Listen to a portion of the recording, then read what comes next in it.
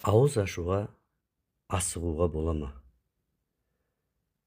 Алланың қасиетті сөздерінің бірінде менің ең жақсы көретін құлдарым ауыз ашуға асыққандар делінсе, тағы да бір хадисте адамдар ауыз ашуға асыққан сайын жақсылықта болады делінген. Сондықтан ауыз ашуға асығу дінімізде мұстахаб амалына жатады.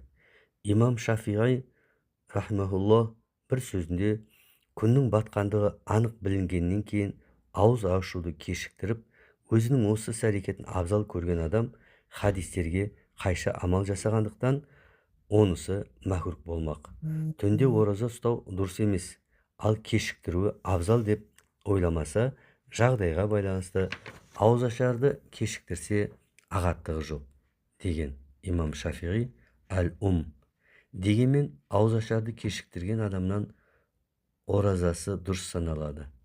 Сонымен қатар ауызашар уақыты кіргенде жол жүрсе, бір жұтым сумен не бір түйір құрмамен болса да кешіктірмей ашқан абзал.